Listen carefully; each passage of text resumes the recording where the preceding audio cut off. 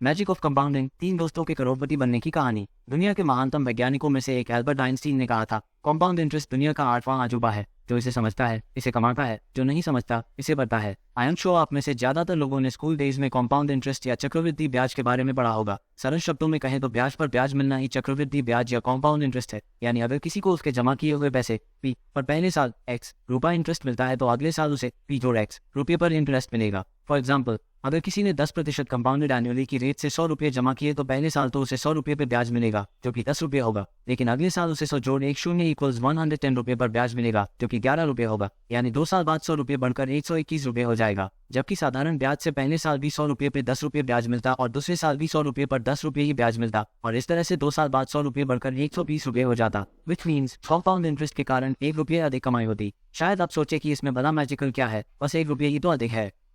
तो अब तैयार हो जाए मैजिक देखने के लिए। आप बैंक में इस 100 रुपये की एफडी करके 30 साल के लिए भूल जाइए। सपोजिंग रेट ऑफ इंटरेस्ट 10% ही रहता है तो जानते हैं 30 साल बाद वो अमाउंट कितना हो जाएगा? 1745 रुपये, यानी आपके मूलधन का 17 गुना।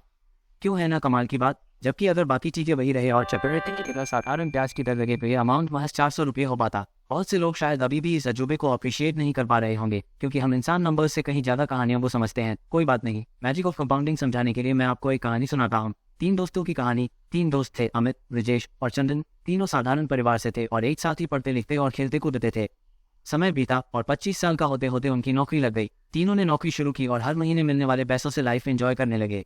लेकिन एक दिन अमित ने अपने दोस्तों से कहा, यार पिताजी कह रहे थे कि हमें हर महीने अपनी सैलरी से कुछ पैसे बचाकर जमा करने चाहिए, तुम लोग क्या सोचते हो? इस पर चंदन और ब्रिजेश भी सहमत हुए, पर उन्होंने कहा कि अभी तो हम बहुत यंग है और हम पर कोई जिम्मेदारी भी नहीं, हम कुछ साल मौज मस्ती कर लेते हैं और बाद में अच्छे पैसे बचा लेंगे। और अपनी अपनी सोच के मुताबिक तीनों ने इस तरीके से बचत की और अमित ने 25 साल की उम्र से ही 10% कंपाउंडेड एनुअली की रेट से किसी फाइनेंशियल इंस्ट्रूमेंट में 5000 रुपये प्रति माह जमा करने शुरू कर दिए। और ब्रिजेश ने यही काम 30 साल का होने पर किया और वो भी किसी फाइनेंशियल इंस्ट्रूमेंट में हर महीने 10% कंपाउंडेड एनुअली की रेट से 5000 रुपये जमा करने लगा। जबकि चंदन ने शादी और बच्चे होने के बाद 35 साल की उम्र में पैसे बचाने शुरू किए, लेकिन चूंकि उसके दोस्त पहले से पैसे बचा रहे थे इसलिए उनकी बराबरी करने के लिए उसने 10% कंपाउंडेड एनुअली की रेट से हर महीने किसी फाइनेंशियल इंस्ट्रूमेंट में 10,000 रुपये निवेश करना शुरू कर दिया। अब अंदाजा लगाइए कि जब 60 साल की उम्र में वे रिटायर होंगे तो सिर्फ इस एक इन्वेस्टमेंट की वजह से किसके पास कितने पैसे होंगे? जवाब है अमित 1,69,93,955 अप्रॉक्स, 1,70,00,000 ब्रिजेश 1,03,14,216 अप्रॉक्स, 1,03,00,000 चंदन, 1,23,33,248 अप्रॉक्स, 1,23,00,000। वाओ, कंपाउंडिंग की पावर की वजह से तीनों दोस्त छोटी छोटी बचत करके भी एक दिन करोड़पति बन जाएंगे। दोस्तों, हम 5,000 10,000 रुपये की वैल्यू नहीं समझते, लेकिन अगर इन्हीं पैसों को डिसिप्लिन होकर निवेश किया जाए तो हम भी एक दिन करोड़पति बन सकते हैं। कई लोग इस तरह की मंथली इन्वेस्टमेंट न करने का एक्सक्यूज ये देते हैं कि अरे 25 - 30 साल बाद 1 करोड़ की वैल्यू क्या होगी, लेकिन वो इस बात पर ध्यान नहीं देते कि वे निवेश भी कोई एक मुश्त नहीं करते बल्कि इन 30 सालों के दौरान महीने दर महीने ही करते हैं। यानी जो 5,000 रुपये का निवेश करने में आपको थोड़ा सोचना पड़ सकता है, 15 साल बाद वही निवेश आपको बेहद आसान लगेगा।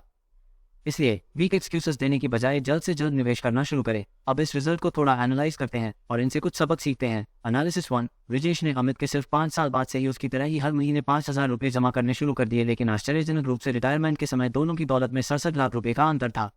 ये बहुत बड़ा अंतर है। सबक है 1, समय बड़ा बलवान होता है, इसलिए जितना जल्दी हो सके पैसे की बचत करना शुरू कर दीजिए। एनालिसिस 2, चंदन ने पैसे बचाने में बहुत देर कर दी, लेकिन उसने इसकी भरपाई अधिक पैसे निवेश करने का प्रयास किया और ऐसा करने से वो ब्रिजेश से आगे निकल पाया। सबक है 2, अगर आपने कम उम्र में पैसे बचाना शुरू नहीं किए थे तो भी घबराएं नहीं, आप देर से शुरू करके और अधिक पैसे निवेश करके भी एक बड़ी रकम जमा कर सकते हैं। एनालिसिस 3, अधिक पैसे बचत करने पर भी चंदन ने ब्रिजेश को तो पीछे छोड़ दिया, लेकिन वो अमित की अर्ली स्टार्ट को पीछे नहीं छोड़ पाया। सबक है 3, सबक है 1, कभी मत भूलिए, लेकिन 10% या उससे अधिक रिटर्न मिलेगा कहाँ? तारांकन। फ्रेंड्स, मैंने इन एग्जांपल्स में 10% इंटरेस्ट रेट की बात की है, जो अब कन्वेंशनल फाइनेंशियल इंस्ट्रूमेंट्स जैसे कि bank fixed deposits, recurring deposits H में मिलना संभव नहीं है। लेकिन एक जगह है जहां आपको इतना या इससे भी अधिक रिटर्न मिल सकता है, और वो जगह है म्यूचुअल फंड्स। म्यूचुअल फंड एक इन्वेस्टमेंट व्हीकल होता है जो कई निवेशकों से इकट्ठा किए गए पैसों को मिलाकर बना होता है। इसका उद्देश्य इन पैसों को शेयरों, बांडों, मुद्रा बाजार के साधनों और अन्य एसेट्स में निवेश करने का होता है। सही एमएफ स्कीम में इन्वेस्ट करना आपको बहुत अच्छे रिटर्न्स दे सकता है। फॉर एग्जाम्पल, अगर हम अक्टूबर 8, 1995 को लॉन्च हुए open ended equity growth scheme Reliance growth fund की बात करें तो इसने पिछले 5 सालों में 18% और शुरुआत से अब तक 23% की CAGR compound annual growth rate दी है। इसलिए अपनी निवेश रणनीति में बेस्ट परफॉर्मिंग म्यूचुअल फंड्स को जरूर शामिल करें। नोट, म्यूचुअल फंड से मिलने वाले रिटर्न गारंटीड नहीं होते और मार्केट की परफॉर्मेंस पर डिपेंड करते हैं। साथ ही किसी फंड की पास्ट परफॉर्मेंस उसकी फ्यूचर परफॉर्मेंस की गारंटी नहीं देती। Till then take care, save money, invest wisely. Thank you. Please like, share और click on the subscribe button.